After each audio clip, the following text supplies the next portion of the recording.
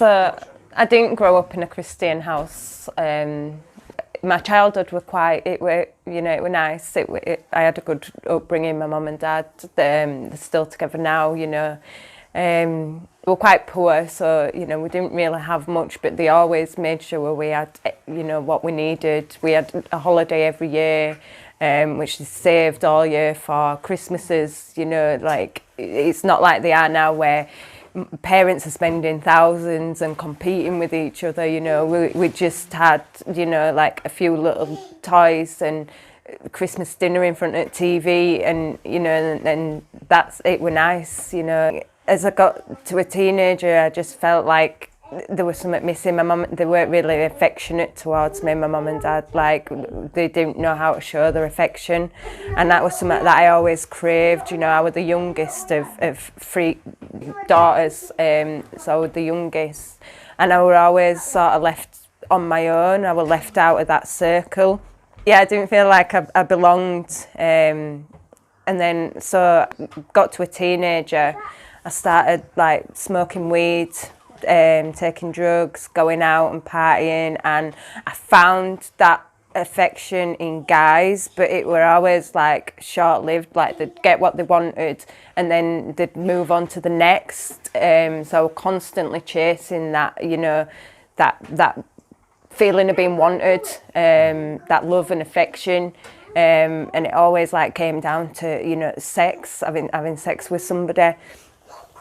And then obviously after, when it had gone, you felt that just loneliness and despair, and I fell pregnant at 16, and I have my oldest son Lewis. He's amazing, he's so beautiful. So then I'd split up with his dad. We were only together for a month, and it was like a mutual thing. He didn't see his Lewis until he was 7-year-old. So but in that time, when I was pregnant, I got with somebody else, and he brought my son up from being in my womb, really. So he was there at the scans and the birth, and that relationship, it turned quite controlling, and then it turned to domestic violence. I was told basically what to wear, and I weren't allowed to go out.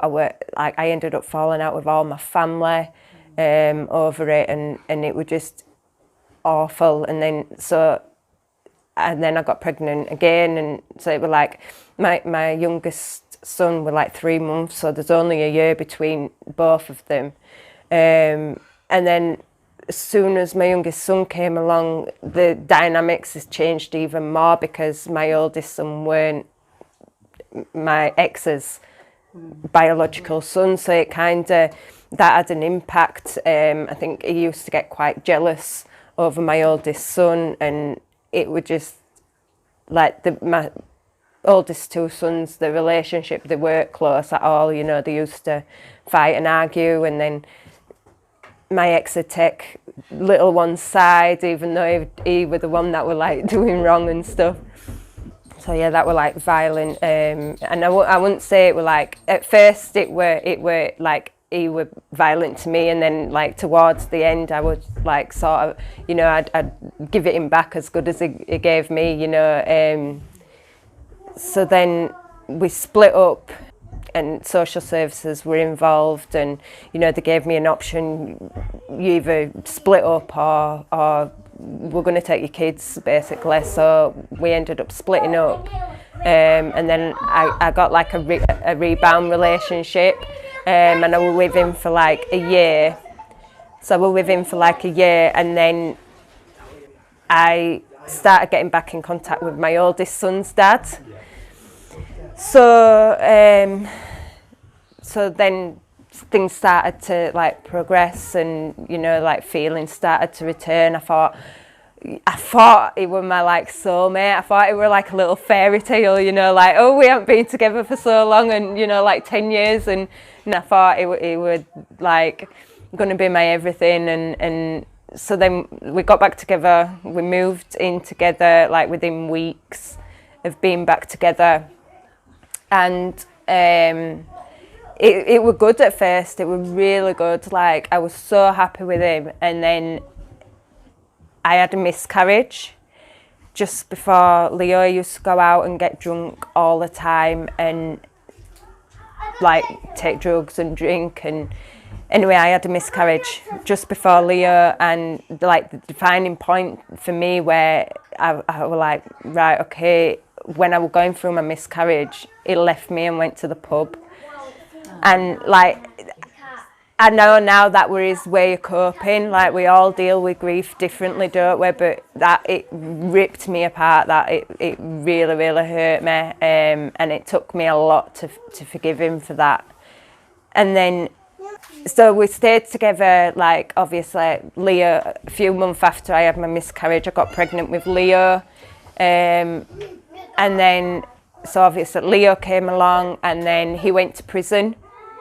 He got 2.5 years, and he did 15 months in prison. So I was left with 2 kids, a baby, a full-time job, and like, I'm blessed that I had my family around me, supporting me. And so when he came out of prison, it was just totally different. Like, it was a different person. Like, even worse, like, he'd go out drinking, he wouldn't come home for days on end. And then final straw was he went out one day and he came back, and it was bonfire night. We went to a bonfire and he was sniffing coke while we were all, you know, having a family night out, you know, and kids were there, and he was drunk and taking cocaine. So obviously, like, when we got back, I was like, come on now, what's going on?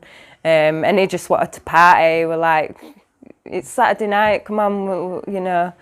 So then, because I was like, no, we're not doing it, like, as little babies there. I think Leo were about 2. And so a fight broke out, and like, he basically, like, pulled me down the stairs by my leg, and my son were at the top of the stairs, banged my head, and then he threw me over, like, the dining room, and then he smashed my phone, and I hit him back. And, you know, like, I'm not going to sit here and make out like I were a victim, because, you know, like, it's fight or flight, isn't it, you know. So, and then he strangled me, and I thought I was going to die. Like, my life just literally went in front of my eyes. So anyway, I'd tried phoning 999 from the house phone, and it had actually, it had got through, but it pulled it out, so I didn't know that the police were coming. So anyway, I managed to get him off me, and I ran out of the front door, and the police were there. So obviously, like, the police came in, and I was distraught, and I had bruises all around my neck, and I couldn't speak for like a week. So then he went back to prison because they were on licence. So that were it then. Like, I thought, I always said after my first relationship, if another guy laid hands on me, then, you know, that were it. And what my kids had to witness, I had a big hole in my wall. And Leo used to say, my daddy did that, for months after. He was like, my daddy did that, which that it hurt. And then, so obviously he came out of prison, and he hadn't really had much to do with Leo, but like, it's because he's broken. Like, you know, he lives in the world, and, you know, drugs and drink, and it's just darkness. So I understand, because, to be honest, like, I wouldn't want him having Leo when he's that way out anyway. So whilst he was in prison, that's when I actually started going to church. Like, I got back in contact with a friend, and I'd seen what, like, God were doing in her life, and I thought, wow, you know, like, it's actually real, you know. So I went to church with her, you know, it was good. And then I got baptised 6 months after being in church, and like, I'd have like feelings, and I used to have like visions, but I weren't actually walking with God properly. Like, I'd be in and out, you know, hot and cold. And my mum and dad moved in with me. My mum had a heart attack, and then it turned out like she had heart failure. So last year it were a real struggle, like, because my house is like on a 3-story, And then, so my mum and dad, because my mum couldn't get upstairs, so their bedroom's actually in my living room. So that it's been a real test, because they came and they were supposed to be there for 6 months, and they've been there 3 years now. But God's reminded me, like, you need to look after your mum and dad, you know. So yeah, they've lived with me for now 3 years. So obviously, like, I went to church, and I've been like having these things, but there's been like times where I've gone back into the world. I've been going out and I've been taking drugs, and it were a couple of months ago, and I was like really down, like really depressed, like trying, you know, thinking of ways I could commit suicide where it wouldn't look like I'd committed suicide. Thinking, shall I just drive into a bus, or, you know, like just little stuff like that. And then I started, like, I fell away from church, and I was going out drinking, meeting guys, having one night stands, and then it was about 4 months ago, and I was so low, and then I just cried out to God. I put a bit of worship music on, and I just laid on my bed, and I cried, and I cried out to him, and I said, I need you, you know. And the song that I was listening to, and it's called Refiner, and it's like, refine my heart, and I was just declaring it over myself, and like I really, that's when I really give him my heart, and I was like, you know, and then it just took that all away from me, like it just healed me, you know, like you can't describe the way that it feels. And then since I like fully gave him my heart, it's just been amazing. Like it's opened so many doors for me. Like I got a new job doing care work, which I've always wanted to do, but I've never, you know, like gone into it. So yeah, like I'm doing care assistant now. I'm going back to college to study nursing, and it's just speaking to me like, so I'm so close to him now. He's preparing me to be a wife, you know, and you know, I can see a future now for myself. You know, I can see a direction where my life's going. And then, so like obviously, I've been fasting and praying, and you know, like I was at work the other day, and I was on night shift, and I was just crying and praying, and I delivered myself from a devil. Not devil, but you know, like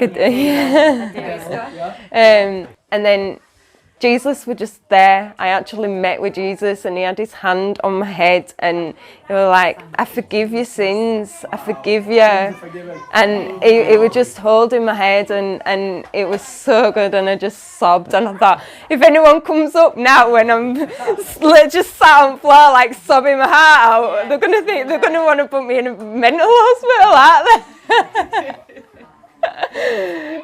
But yeah, he's really working in my life now. And you know, like before, like picking up the Bible, I used to pick it up and sort of read a few lines and think, well, I don't get this, like, and just put it back down. And now it's speaking to me, and like things are jumping off the page, and you know, I'm actually like memorizing scriptures, and you know, I'm really drawing close to God now. It's really good. Yeah.